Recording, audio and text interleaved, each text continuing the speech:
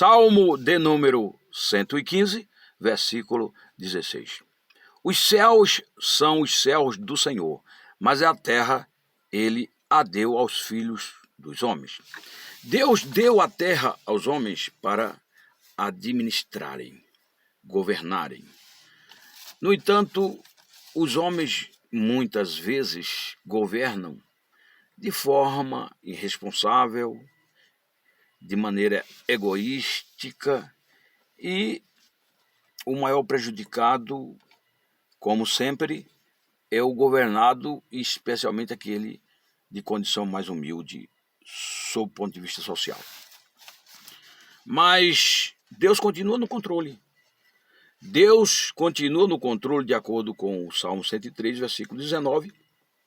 Lá é dito que o trono de Deus foi estabelecido nos céus e ele governa sobre tudo.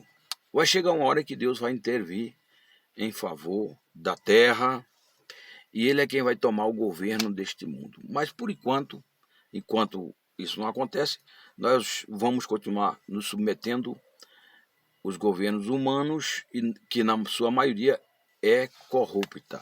Mas a Bíblia nos ensina a orar por todos eles. Como diria Paulo, escrevendo a Timóteo: levantando as mãos santas, sem ira e sem contenda, intercedamos por todos os homens a fim de vivermos uma vida sossegada. O que está acontecendo no Brasil, e em especial sobre o governo do Lula e sobre o Alexandre de Moraes, é justamente aquilo que nós podemos encontrar nas Escrituras Sagradas. De acordo com Provérbios, capítulo de número 11, versículo 17, nos diz o seguinte: o homem misericordioso faz o bem à sua alma, mas o cruel prejudica o seu próprio corpo. Quando o homem é misericordioso, quando o homem é cheio de compaixão, quando o homem ele se vê na pele do outro, ele está fazendo em última instância o bem a ele mesmo, que não foi o que aconteceu nesses últimos anos. Depois que o Bolsonaro ele chegou à metade da sua gestão, os últimos 2 anos, quem tomou a frente do país foi o Supremo Tribunal Federal. E depois veio o Lula, sendo colocado pelo próprio sistema judiciário, e está aí, não está governando, claro, está apenas servindo de um símbolo. E a chamada, entre aspas, ditadura da toga continua a todo vapor. Porém, as consequências estão vindo aí. As consequências estão vindo aí. Por quê? Porque a palavra de Deus tem que se cumprir. A palavra de Deus tem que se cumprir. E aqui é dito que quando o homem é misericordioso, a história é outra. Porque ele está fazendo, em última instância, para ele. O bem que ele faz para ele. Agora, quando ele usa de crueldade, ele está arrebentando com ele mesmo, com seu corpo, isto é, com sua vida. Não é por acaso que o Alexandre foi vítima agora dessa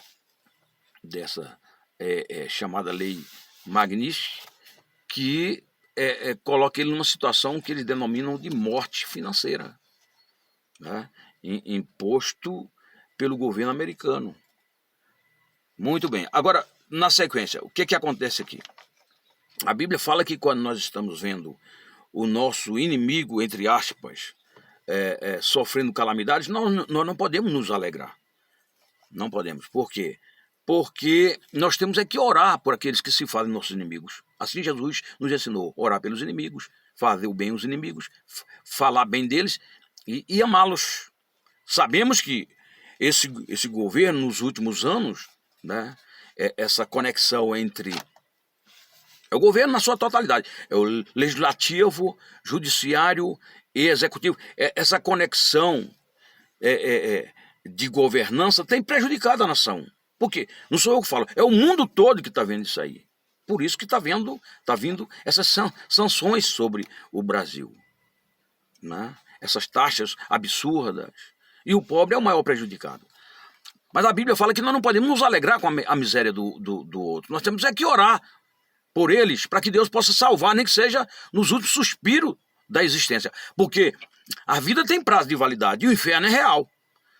Aqui em Provérbios 24, versículos 17 e 18, nos fala o seguinte: quando cair o teu inimigo, não te alegres, nem quando tropeçar, se regozije o teu coração, para que o Senhor isso veja e seja mal aos seus olhos, e desvie dele a sua ira. Deus não se agrada, Deus, ele não tem nenhum prazer quando nós nos alegramos com a miséria do outro, quando o outro cai numa situação de calamidade, numa situação de prejuízo financeiro, material, físico, enfim, independe da circunstância diante da qual a pessoa está caindo, mesmo que ela esteja se fazendo a nossa inimiga, nós não podemos nos alegrar. É assim que a Bíblia ensina. Nós temos que manifestar misericórdia, ó, orando por essa pessoa, ou por essas pessoas. Aqui no capítulo 16, 18, nos informa o seguinte: a soberba precede a ruína, e a altivez de espírito precede a queda. Esses homens têm se deixado levar pela soberba, pela prepotência, pela arrogância, pela vaidade, por conta do seu nível alto de cargo, né? Por conta de um cargo que se encontra num nível altíssimo, né? Uma função, né, que chama a atenção de todos, onde a pessoa se coloca como se fosse, entre aspas, um Deus. Só que a arrogância, a exemplo do Lúcifer, precede a ruína. É isso que está acontecendo, né? E vai continuar acontecendo sobre todos aqueles que continuarem alimentando esse tipo de sentimento, arrogância, prepotência e vaidade. Deus odeia esse tipo de sentimento destrutivo, negativo. Nós temos que buscar em Deus humildade, amor, misericórdia e tantas outras virtudes que dignificam um homem de bom caráter. Aqui nós temos também mais uma referência para concluir, que se encontra aqui em Provérbios 17, 11, onde fala o seguinte: o rebelde não busca senão o mal, por isso o mensageiro cruel se enviará contra ele. Essas pessoas, ao longo desses últimos 6 anos, buscaram apenas prejudicar os conservadores, prejudicar aqueles que se posicionam em favor da ordem, em favor dos bons costumes, em favor do casamento tradicional, em favor da boa moral. Nos últimos 6 anos, conservadores e mais conservadores foram perseguidos, presos, e muitos foram até exilados para não sofrer penalidades terríveis como aqueles que não puderam, né, sair daqui, e muitos hoje se encontram aí presos. E até outros que morreram, outros ainda outros doentes nas suas prisões.